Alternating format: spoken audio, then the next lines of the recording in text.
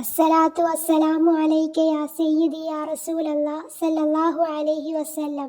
ഇൻഷാ അല്ലാഹ് ഇന്ന് ഞാൻ പറയാൻ പോകുന്നത് ഒരു ദിക്റിനെ കുറിച്ചിട്ടാണ്. പ്രതിഫലം വളരെ മഹത്വമേറിയിട്ടുള്ള ഒരു ദിക്റും കൂടിയാണ്. ഇൻഷാ അല്ലാഹ് അല്ലാഹു സുബ്ഹാനഹു വ തആല സ്വീകരിക്കുമാറാകട്ടെ. ആമീൻ യാ റബ്ബൽ ആലമീൻ. മുഹിബീങ്ങളെ, ഇന്ന് പറയാൻ പോകുന്നത് ഒരു മഹത്തായ വളരെ അധികം പ്രതിഫലമുള്ള ദിക്റിനെ കുറിച്ചിട്ടാണ്.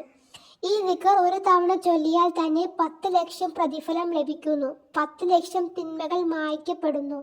മാത്രവുമല്ല, 10 ലക്ഷം സ്ഥാനം ഉയർത്തപ്പെടുന്നു. സ്വർഗത്തിലെ ഒരു വലിയ ഭവനം അള്ളാഹു നൽകുന്നു. അത്രയും മഹത്തമായ ഒരു ദിക്റും കൂടിയാണ് ഇൻഷാ അല്ലാഹ് ഇന്ന് ഞാൻ പറയുന്നത്. നമുക്ക് ഒരു തവണ ഈ ദിക്റൊന്ന് ചൊല്ലാം. ലാ ഇലാഹ ഇല്ലല്ലാഹു വഹദഹു ലാ ശരീക ലഹു ലഹുൽ മുൽക്കു വലഹുൽ ഹംദു യുഹ്യി വയുമീതു വഹുവ ഹയ്യുൻ ലാ യമൂത്ത് ബിയദിഹിൽ ഖൈർ വഹുവ അലാ കുല്ലി ഷൈഇൻ ഖദീർ. മഹാനായ അബ്ദുല്ലാഹി ഇബ്നു ഉമർ റളിയല്ലാഹു അൻഹു റിപ്പോർട്ട് ചെയ്യുന്ന ഒരു ഹദീസിൽ കാണാം, മുത്തുനബി സല്ലല്ലാഹു അലൈഹി വസല്ലമ തങ്ങൾ പറഞ്ഞു, ഒരാൾ അങ്ങാടിയിലേക്ക് പ്രവേശിച്ചാൽ ഈ ദിക്ർ ചൊല്ലിയാൽ അള്ളാഹു അവന് നൽകുന്നത് എന്താണെന്ന് അറിയുമോ? 10 ലക്ഷം പ്രതിഫലം ലഭിക്കുന്നു. 10 ലക്ഷം തിന്മകൾ മായ്ച്ചു കളയുന്നു. മാത്രവുമല്ല, 10 ലക്ഷം സ്ഥാനങ്ങൾ ഉയർത്തപ്പെടുന്നു. സ്വർഗത്തിലെ ഒരു വലിയ ഭവനം അള്ളാഹു നൽകുന്നതുമാണ്. ഈ ദിക്ർ ചെറിയ ഒരു ദിക്റും കൂടിയാണ്. പക്ഷേ അതിൻ്റെ മഹത്വം, പ്രതിഫലം എന്ന് പറയുന്നത് വളരെ അധികമാണ്. ഇൻഷാ അല്ലാഹ് നമുക്ക് എന്തായാലും ഈ ദിക്റിൻ്റെ അർത്ഥം എന്താണെന്ന് നോക്കാം. അള്ളാഹു അല്ലാതെ വേറൊരു ഇലാഹില്ല. അവൻ ഏകനാണ്. അവനിക്ക് കൂട്ടുകാരില്ല.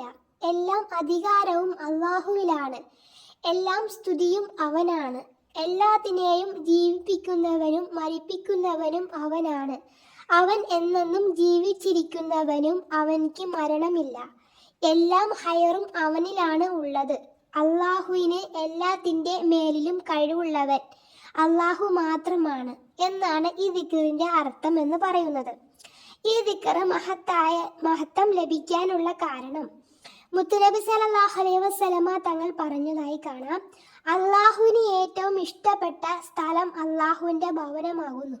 പള്ളികളാണ്.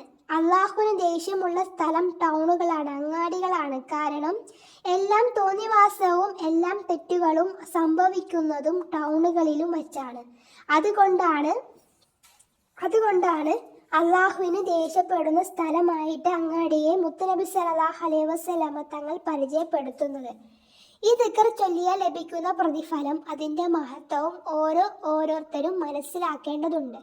മാത്രവുമല്ല, ഈ ദിക്ർ നാം പതിവാക്കുകയും ചെയ്യണം. ഒരു തവണ ചൊല്ലിയാൽ തന്നെ അത്രയും പ്രതിഫലമാണ് നമുക്ക് ലഭിക്കുന്നത്. നാം മനസ്സിലാക്കുക, അല്ലാഹു സുബ്ഹാനഹു വ തആല നമുക്ക് ഈ ദുനിയാവിൽ എന്തെല്ലാം രീതിയിൽ രക്ഷപ്പെട്ടു പോകാൻ, എന്തെല്ലാം രക്ഷകൾ കിട്ടാൻ വേണ്ടി നമുക്ക് എന്തെല്ലാം വഴികൾ പറഞ്ഞു തന്നിട്ടുണ്ട്. ചെറിയ ചെറിയ ദിക്റുകൾ, സലാത്തുകൾ വഴിയെ നമുക്ക് എന്തെല്ലാം പ്രതിഫലങ്ങളാണ് ലഭിക്കുന്നതെന്ന് ആലോചിച്ച് നോക്കട്ടെ മുഹിബീങ്ങളെ. പക്ഷേ നമ്മളൊക്കെ അത് ചൊല്ലുന്നുണ്ടോ? ഞാൻ അടക്കം ചോദിക്കുകയാണ് കേട്ടോ. നമ്മളൊക്കെ അതൊക്കെ ചൊല്ലുന്നുണ്ടോ?